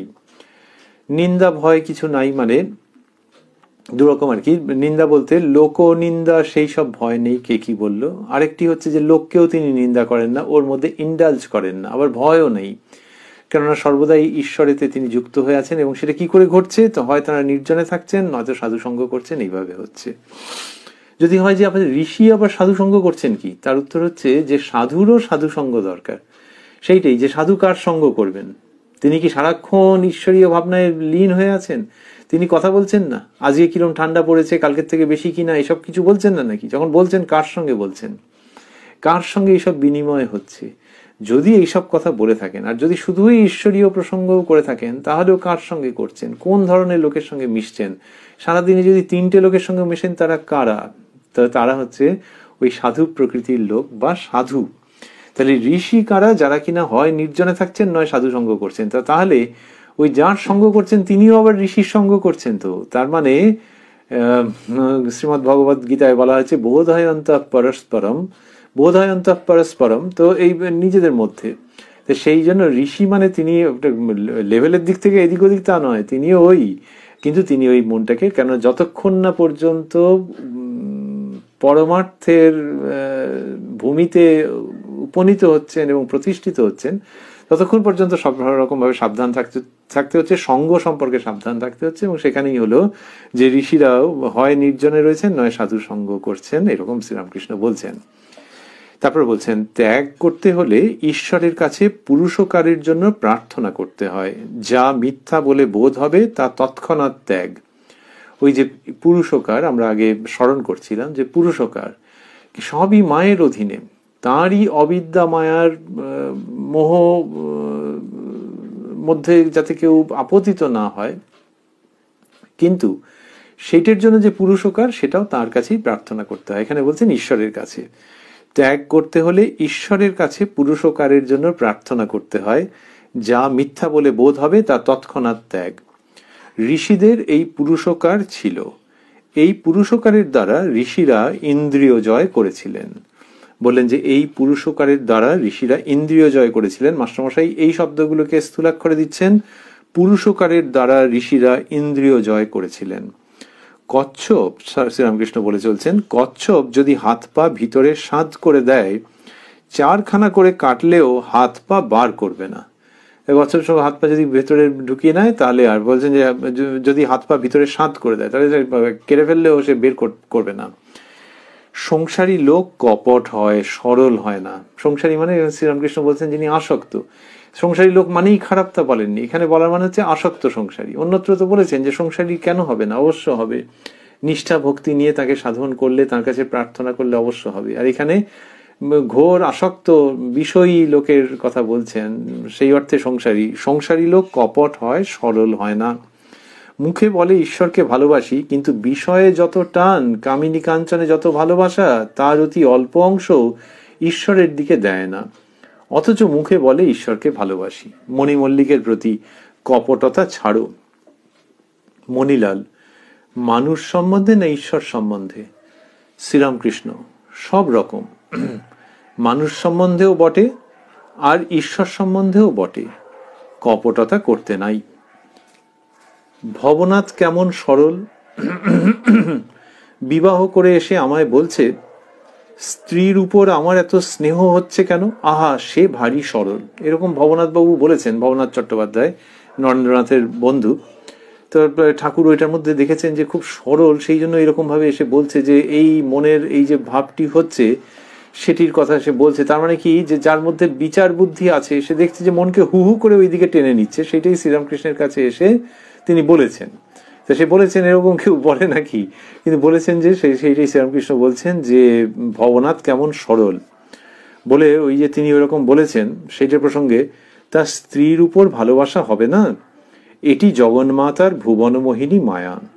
স্ত্রীকে বোধ, এইবার শ্রীরামকৃষ্ণ বিচার বৈরাগ্যের কথা বলছেন, স্ত্রীকে বোধ হয় যে পৃথিবীতে অমন আপনার লোক আর হবে না, আপনার লোক জীবনে মরণে ইহকালে পরকালে। এইগুলির প্রতি একটু অন্যরকম ভাবে দেখাচ্ছেন যে যদি কেউ আপন ভেবে থাকেন ঠিক আছে, আপনার ভেবেই তো একটা সম্বন্ধ তৈরি হয়, কিন্তু তাই বলে যদি ভাবে যে চিরকালের জন্য, এটা একটু বাড়াবাড়ি হয়ে গেল না? তাহলে অন্য সমস্ত সম্পর্ক জগতে যেরকম রয়েছে সেই সম্পর্কগুলোর মধ্যেও তো শুদ্ধতার জায়গা রয়েছে, দায়িত্ব রয়েছে, কর্তব্য রয়েছে, কিন্তু সেগুলোকে চিরকালের ভেবে নেওয়ার মধ্যে একটা ভুলও হচ্ছে, আবার একটা আসক্তির জায়গাও রয়েছে। আসক্তির জায়গার থেকে সেই নানান রকমের শব্দ সে ব্যবহার করছে। শ্রীরামকৃষ্ণ বলছেন যে স্ত্রীকে বোধ হয় যে পৃথিবীতে অমন আপনার লোক আর হবে না। এটা কি ঠিক হলো নাকি? যে এরকম মানে অনেকে কেউ ভাবছে যে ও জোর বেঁচে গেলাম এই জীবনে, তা বলছে যে সেটা কি মানে যুক্তির দিক দিয়ে একদম ঠিক, নাকি এটা আসক্তির জন্য হচ্ছে, তোমার পুরুষকারের কমতির জন্য হচ্ছে, তুমি আরেকজনের উপর সমস্ত ভার দিয়ে নিশ্চিন্ত থাকতে চাইছো, এইটার মধ্যে কেমন যেন একটা আছে যে আসক্তি মিশ্রিত একটা নির্ভরতা, এইটা কেমন যেন হলো। তো শ্রীরামকৃষ্ণ ওইটি দেখাচ্ছেন, সেখান থেকে বলছেন যে স্ত্রীকে বোধ হয় যে পৃথিবীতে অমন আপনার লোক আর হবে না। এখানে কিন্তু একবারও স্ত্রীকে অগ্রাহ্য করার কথা বলছেন না, বা তাকে উপেক্ষা করার কথা বলছেন না, কিন্তু এই পুরুষ মানুষের এই অবস্থাটার কথা দেখাচ্ছেন যাদের এরকম হয়। স্ত্রীকে বোধ হয় যে পৃথিবীতে অমন আপনার লোক আর হবে না, আপনার লোক জীবনে মরণে ইহকালে পরকালে। আচ্ছা, ইহকালে আবার পরকালেও বুঝি, আচ্ছা, তো এইটা খুব একরকম হচ্ছে। তার মানে কি ইহকালেই সম্পর্ক শেষ হয়ে গেল আর তারপরে কোনো সম্পর্ক নেই?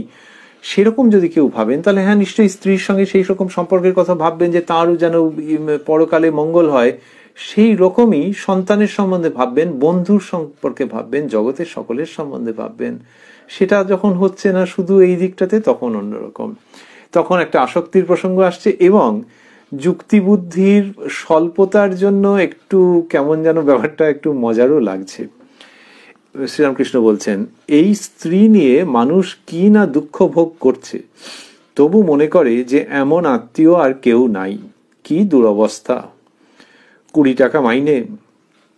যে এটি শ্রীরামকৃষ্ণ বলছেন, ওই যে মণিমল্লিক মশাই প্রভৃতি রয়েছেন, মণিমল্লিককে একটু আগে বলেছেন কপটতা ছাড়ো, পরিষ্কার করে বলেছেন। মণিমল্লিক ঠাকুরকে অত ভালোবাসেন, কিন্তু তবু তাকে এটা বলেছেন, অন্তর্বাহির সব দেখতে পেতেন তো। আর ঘরে অন্যান্য সংসারী মানুষও আছেন, সুতরাং শ্রীরামকৃষ্ণ এই সংসারী যেখানে কিনা মানুষ আসক্ত, বদ্ধ, তাদের জন্য কত কঠিন জায়গা বলছেন, কিন্তু তার মধ্যে একটা ভালোবাসার স্পর্শ একেবারে অবশ্যম্ভাবী ভাবে থাকছে। বলছেন এই স্ত্রী নিয়ে মানুষ কি না দুঃখ ভোগ করছে, তবু মনে করে এমন আত্মীয় আর কেউ নাই। কি দুরবস্থা! 20 টাকা মাইনে, 3টে ছেলে হয়েছে, তাদের ভালো করে খাওয়াবার শক্তি নেই, বাড়ির ছাদ দিয়ে জল পড়ছে, মেরামত করবার পয়সা নাই, ছেলের নতুন বই কিনে দিতে পারে না, ছেলের পইতে দিতে পারে না, এর কাছে 8 আনা ওর কাছে 4 আনা ভিক্ষে করে। তো এইরকম সংসারী দেখাচ্ছেন যে তবু তার আসক্তি, আর ভাবছে যে ও এই বউটা ছিল বলে বেঁচে গেলাম। সেইখানে যে অসঙ্গতি, সেটাকে in no uncertain terms Sriramakrishna তুলে ধরছেন। তুলে ধরবার পর এই বৈরাগ্যপূর্ণ বিচারের তীক্ষ্ণ যুক্তি সমন্বিত সত্য উচ্চারণের পর যা বলছেন সেটি শুনতে শুনতেই আমরা অনুষ্ঠান শেষ করব, যেটা আসলে শেষও বটে, আবার এই সবগুলো দিয়ে জীবনকে দেখার নতুন দৃষ্টির সূচনাও হতে পারে বটে। বলছেন, বিদ্যারূপিণী স্ত্রী যথার্থ সহধর্মিণী। ওই যে অবিদ্যা আর বিদ্যা আগে বলেছেন, আদ্যাশক্তির 2টি অংশ আমরা আগে স্মরণ করছিলাম। অবিদ্যারূপিণী স্ত্রী হলে তিনি আরো মোহের দিকে টেনে নিয়ে যান, গর্তের মধ্যে ফেলে দেন। আর বিদ্যারূপিণী স্ত্রী সে অন্যরকম। এইটি বলছেন। তা বিদ্যারূপিণী স্ত্রী, এইটা বললেন শ্রীরামকৃষ্ণ, বিদ্যারূপিণী স্ত্রী যথার্থ সহধর্মিণী, স্বামীকে ঈশ্বরের পথে যেতে বিশেষ সহায়তা করে। যথার্থ সহধর্মিণী, ওই ধর্মপথের সঙ্গী বা সঙ্গিনী।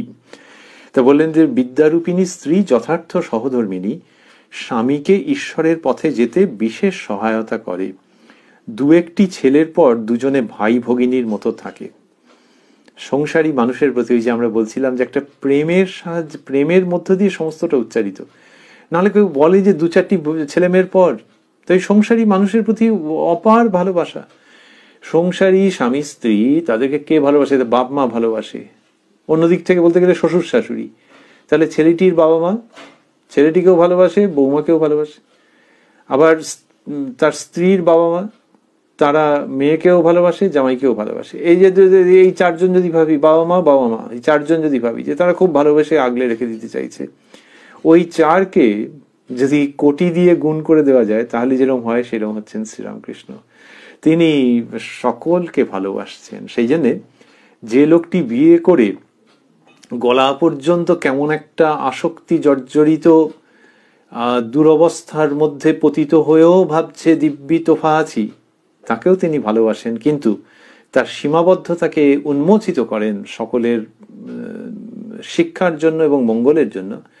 তেমনি আবার যেখানে বিদ্যাশক্তি, তাকে দেখতে ভুল করেন না, তাকে তুলে ধরতে ভুল করেন না, তাকে তুলে ধরেন যে এই দেখো মায়ের কি অপূর্ব প্রকাশ। তবে হ্যাঁ, সংসার জীবন তো, আচ্ছা সেই জায়গাটাকে মাথায় রেখে বলা, 2-1টি ছেলের পর দুজনে ভাই ভগিনীর মতো থাকে। এইটা শ্রীরামকৃষ্ণ যে বলেছেন এটা আমরা অন্যত্র কোথাও পাইনি, যে 2-1টি ছেলের পর দুজনে ভাই ভগিনীর মতো থাকে, মানে সন্তানের পর আর কি বলছেন, যে দুজনে ভাই ভগিনীর মতো থাকে। তার মানে সংসারী মানুষের জীবনকে কোন দিকে দেখাচ্ছেন, যে দেখো আমি তো সব করে দিইনি যে এক্ষুনি সন্ন্যাসী হয়ে দুজনের মতো বেরিয়ে পড়ো, সন্ন্যাসী এবং সন্ন্যাসিনী হয়, এরকম তো বলিনি। কিন্তু সংসার জীবনের মধ্যে যে ঢুকেছে, যার কমিটমেন্ট আছে, দায়িত্ব রয়েছে, সেই জায়গাটাকে নিয়ে কি সুন্দর তিনি এই রাস্তাটি দেখিয়ে দিচ্ছেন। দুজনেই ঈশ্বরের ভক্ত, দাস দাসী। বলেন দুজনেই ঈশ্বরের ভক্ত, মানে এই বিদ্যার সংসার দেখাচ্ছেন। বলছেন দুজনেই ঈশ্বরের ভক্ত, দাস দাসী।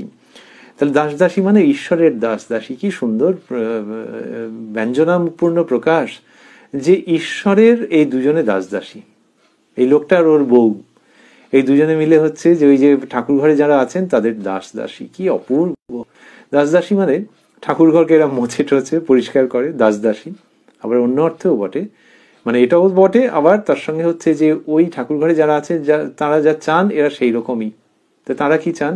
তারা চান শুদ্ধ জীবন, তারা চান পবিত্র জীবন, তারা চান সকলের প্রতি সহানুভূতি, সহমর্মিতা। তারা চান কারুর প্রতি যেন অকারণে কর্কশ বাক্য প্রয়োগ করা না হয়, কারুর সঙ্গে অসঙ্গত প্রতিযোগিতায় যাতে লিপ্ত না হয় মানুষ। এইটাই তো ধর্মপথে বিভিন্নভাবে উচ্চারিত হয়েছে, যে অন্যের প্রতি হিংসা করো না, নখ দাঁত নিয়ে অন্যের প্রতি অগ্রসর হয়েও না, দৈহিকভাবেও মানসিকভাবেও। এই দুটো স্বামী স্ত্রী না ঠিক সেই রকম ভাবে জীবনটাকে এগিয়ে নিয়ে যাচ্ছে। এরা হচ্ছে ওই ঠাকুর ঘরে যারা আছে তাদের দাস দাসী। সুতরাং আগেকার ভাষায় বলতো গতর দিয়ে, তো দেহ দিয়ে মন দিয়ে তাদের দাস দাসী, তারা যা চান, তারা বা তিনি ঠাকুর ঘরে যিনি বা যারা আছেন তাদের দাস দাসী এই দুজনে মিলে। এইটা শ্রীরামকৃষ্ণ দেখাচ্ছেন বিদ্যার সংসার, তাদের সংসার। বললেন দুজনেই ঈশ্বরের ভক্ত, দাস দাসী, তাদের সংসার বিদ্যার সংসার। ঈশ্বর ও ভক্তদের লয়ে সর্বদা আনন্দ। তারা জানে ঈশ্বরই একমাত্র আপনার লোক, অনন্তকালের আপনার। সুখে দুঃখে তাকে ভুলে না, যেমন পাণ্ডবেরা। এইটি শ্রীরামকৃষ্ণ বলছেন যে বিদ্যার সংসার যখন এরকম হয়, যে বিদ্যার সংসার হলে এরকম হয়, তারা জানে ঈশ্বরই একমাত্র আপনার লোক, অনন্তকালের আপনার। তাহলে এরা বর বউ হিসেবে রয়েছে। এরা তো সাংসারিক যে বন্ধন তথাকথিত কাগজে সই টই করে হয়েছে, অগ্নিসাক্ষী করে হয়েছে, সেইটাকে অস্বীকার করেনি, সেটাকে উড়িয়ে দেয়নি, কেটে দেয়নি, সেটার মধ্যেই রয়েছে। কিন্তু জানে যে ঈশ্বরই চিরকালের। এই শ্রীরামকৃষ্ণের কি অদ্ভুত master stroke, the gentle touch. এবং সেখানে তিনি বলছেন যে তারা জানে ঈশ্বরই একমাত্র। একটু আগে বললেন যে বউকে নিয়ে ওরকম একটা করছে, এখনকার কালে ওটা উভয় তরফেই প্রযোজ্য। শ্রীরামকৃষ্ণের সময় ছেলেরাই বাইরের জগতে আসতেন এবং একটা রকম মেল ডমিনেশনের জায়গা নিশ্চয়ই ছিল, কিন্তু এখনকার দিনে উভয় তরফেই এটা সত্য, যে কোনো পুরুষ মানুষও যদি বলেন যে ওইরকম বিয়ে হয়ে বেঁচে গেলেন, আবার কোনো বিবাহিতা নারীও যদি তার স্বামী সম্পর্কে অত্যধিক রকমের একেবারে বলতে আরম্ভ করেন, দুটোই কিরকম হয়ে যাবে, হাসির ব্যাপার হয়ে যাবে। দুটোই হাসির ব্যাপার হয়ে যাবে। যে বৈবাহিক বন্ধনকেই যদি বলেন যে একেবারে জীবনের সব কিছু বলে, ইহকাল পরকাল বলে টোলে, ইহকাল পরকালের সঙ্গী যদি মন্ত্রের মধ্যেও থেকে থাকে, এমনি শুনতে ভালো লাগে, কিন্তু সত্যি সত্যি ওই রকমই ভেবে জীবনের আর সব কিছু ত্যাগ করে দেওয়া, সেটা কি আবার ঠিক হবে নাকি? যে বেড়াতে যাচ্ছে, এ করছে, পিকনিক করছে, নানান রকম ভাবে ভোগের মধ্যে লিপ্ত আছে, ভাবছি ইহকাল পরকালের সঙ্গে এতটা সোজা? তো সেই জন্যে শ্রীরামকৃষ্ণ ওখানটা দেখাচ্ছেন যে হ্যাঁ, তার সঙ্গে সম্পর্ক থাকছে। আর ওই রকম বললেন যে আচ্ছা, এইটির পর ভাই ভগিনীর মতো থাকবে, আর দুজনে মিলে জানবে যে ঈশ্বরই আপনার। কি কোন জায়গায় নিয়ে চলে যাচ্ছেন প্রসঙ্গটিকে। তারা জানে ঈশ্বরই একমাত্র আপনার লোক। তারা, তার মানে ওই ছেলেটা আর তার বউটা, সেই ভক্ত পুরুষটি এবং তার সহধর্মিনী। তাহলে সেই দিক থেকে একে সহধর্মা এরকম বলা যেতে পারে, ব্যাকরণের দিক থেকে সঙ্গত হলে। কিন্তু শ্রীরামকৃষ্ণ এটি দেখিয়েছেন যে partners in religious journey, partners in spiritual attainment. এই তো হচ্ছে যথার্থ পার্টনার যদি কেউ সংসার জীবনের মধ্যে থাকে। শ্রীরামকৃষ্ণ সেইটিকে দেখাচ্ছেন, দেখিয়ে বলছেন যে তারা জানে ঈশ্বরই একমাত্র আপনার লোক, অনন্তকালের আপনার। সুখে দুঃখে তাকে ভুলে না। একবারে সমস্ত জায়গাগুলো ধরে দেওয়া আছে, যে সুখে তো ঠিক আছে, আবার দুঃখেও তাকে ভোলে না, যে তিনিই সবকিছু করছেন। তো তিনিই সবকিছু করছেন, এইটা সব সময় তারা মনে রাখছে। সুখের সময় অনেক সময় ভুলে যায়, সুখের সময় যে হ্যাঁ আমরা এরকম করেছি, তারপরে তারা বাড়ি করেছে, ছেলে মেয়েকে পড়িয়েছে, সেই ছেলে মেয়ে আজকে এরকম দাঁড়িয়েছে, এ তো হবেই। তো সেখানেও জানছে যে ভগবানই এইসব করেছেন, টাকা দিয়েছেন, সামর্থ্য দিয়েছেন, সদিচ্ছা দিয়েছেন, ছেলে মেয়েগুলো বলতেন এই বিপথে যায়নি, তিনিই সমস্ত। ওই ঠাকুর ঘরে যিনি আছেন, আর হয়তো প্রত্যেকটা ঘরেই ছবি আছে, কি কিছু আছে, মূর্তি আছে, তো সে যাই হোক, যিনি গৃহ দেবতা, তিনি অন্তরেরও দেবতা, তিনিই সবকিছু করছেন সুখের সময় এবং দুঃখের সময়। এই দুজনে মিলে ওই তাঁকেই ধরে রয়েছেন। এবং সেই দুজনে মিলে মানে তার সংসারেও যারা এসছেন, ওই যে বললেন যে দু একটি, তো সকলে মিলে তাকে ধরে রয়েছেন। এই হচ্ছে বিদ্যার সংসার, যে তিনি ইহকালের পরকালের সত্যিকারের আপনার জন। শ্রীরামকৃষ্ণ এই প্রসঙ্গ যে করছেন,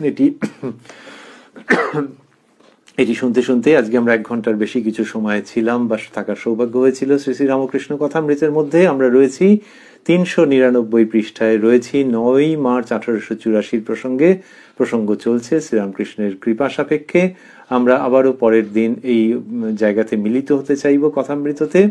কথায় কথায় কথামৃত অনুষ্ঠানের প্রাণারাম ইউটিউব চ্যানেলে রাত্রি 9টার সময়। আর এই যে শ্রীরামকৃষ্ণ বললেন যে কি সাধন করলে মনের ঊর্ধ্ব দৃষ্টি হয়, সর্বদা সাধু সঙ্গ করলে সব জানতে পারা যায়। এই যে আমরা শুনছিলাম, আবার তখন ভাবছি যে সর্বদা সাধু সঙ্গ এরকম বলেছেন, তার মানে কি যে কেউ সাধুকে দর্শন করলেন, তার সঙ্গে রইলেন, আবার সেটা তো সর্বদা কি করে করবে সংসারী মানুষ, তার মানে সর্বদা মনের মধ্যে ওইটা রইল, সেই সাধুর প্রসঙ্গ রইল, এরকম ভাবে রইল। সেটা যদি কেউ করতে পারেন খুব মঙ্গল। আবার শ্রী শ্রী রামকৃষ্ণ কথামৃত আমাদের কাছে এরকম একটি অপূর্ব, অনবদ্য, অতুলনীয় সুযোগ উপস্থিত করছে। এর মধ্যে দিয়ে কথা বলছেন বা অমৃত বিতরণ করছেন শ্রীরামকৃষ্ণ, যিনি সাধুর সাধু, সিদ্ধের সিদ্ধ, সন্ন্যাসীর সন্ন্যাসী, পরমহংস অবতার। এই যে সন্ন্যাসী, এই যে সাধু, শ্রীরামকৃষ্ণ সাধু কাকে বলে তার উচ্চতম দৃষ্টান্ত। তো এই সাধু সঙ্গ কথামৃতের মধ্যে দিয়ে আমাদের হয়। কথামৃত অধ্যয়ন করা মানেই তো তাই, কথামৃতের মধ্যে যে কথাগুলি রয়েছে, তার যে বাণী রয়েছে, সে তো তিনি পরবর্তীকালে গানের মধ্যে উচ্চারিত হয়েছে, বাণী রূপে রহিয়াছ মূরতি ধরি, রাম ও কৃষ্ণ তোমায় প্রণাম করি। তা বাণী রূপে তিনি যে মূর্তি ধরেছেন, সে তো এই কথামৃতের মধ্যে দিয়ে অন্যতম। কথামৃতের যে কথা, যে অমৃত, যে বাণী, তার মধ্যে দিয়েই মূর্ত হচ্ছেন শ্রীরামকৃষ্ণ, যার মতো সাধু আর কোথায় পাবো।